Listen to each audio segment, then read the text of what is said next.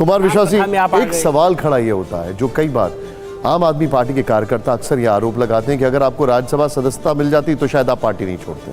नहीं, दो अलग अलग बातें हैं। कुछ लोग कहते हैं ये इसलिए बोल रहे हैं कि राज्यसभा नहीं मिली। मैं दुलता कहता हूं, मैं बोल रहा था इसलिए राज्यसभा नहीं मिली।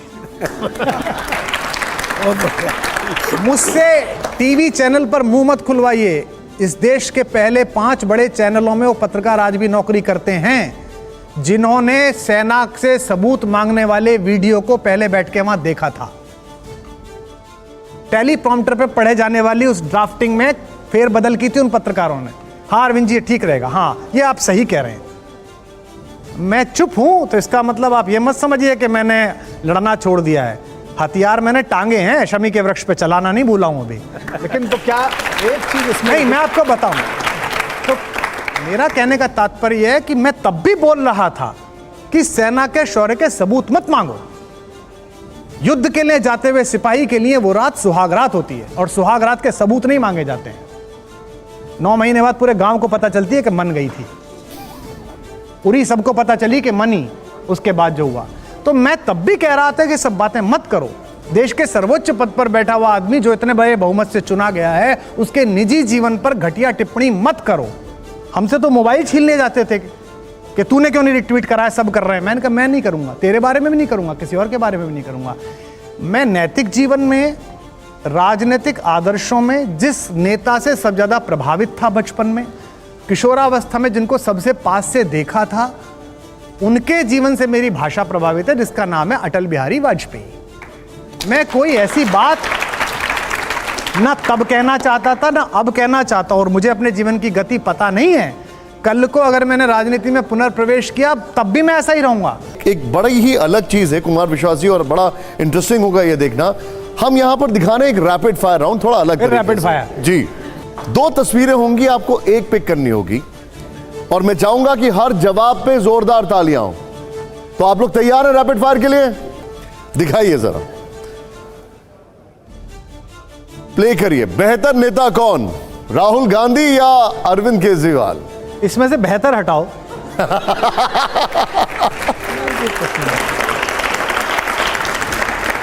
अब बेहतर विचारक कौन, दिखाइए जरा। महात्मा गांधी जी या डॉक्टर हेडगेवार जी?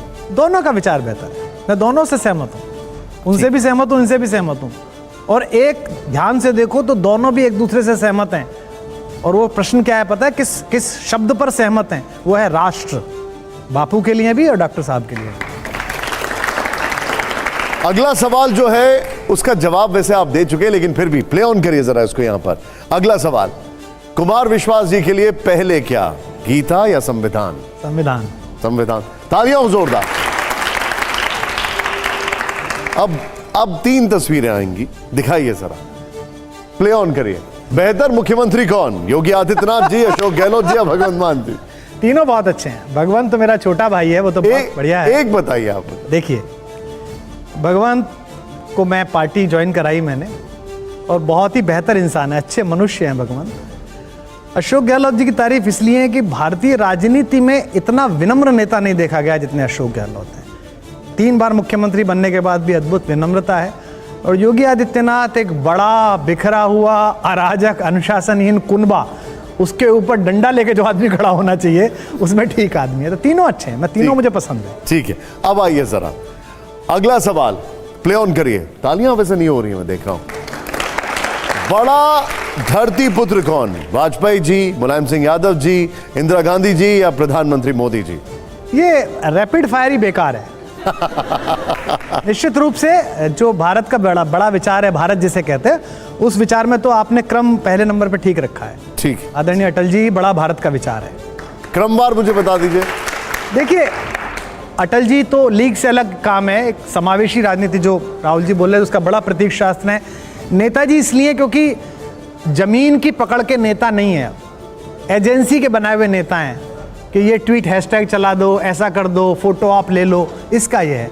और भारत जब भारत बन रहा था, पहली बार अपने कदमों पे खड़ा होना चाहता था, ऐसे समय जिस दृढ़ता की आवश्यकता थी वो श्रीमती इंदिरा गांधी में थी। और अब जो वैश्विक भारत है उसमें नरेंद्र मोदी जी की लोकप्रियता अप्रतिम है। अब इसमें बुरा माने कोई भला माने, भाई राजनीति बेटरमेंट के चुनाव का काम है। और बड़े फलक पर इस समय जो भारत में नेता दिखाई देते हैं, उनमें नरेंद्र मोदी एक सक्षमतम नेता है इस समय, इसीलिए लोगों ने चुनते हैं। मैं वोट दूं ना दूं इससे क्या फर्क पड़ता है, ये वोट देना दे, लोगों ने चुनते हैं।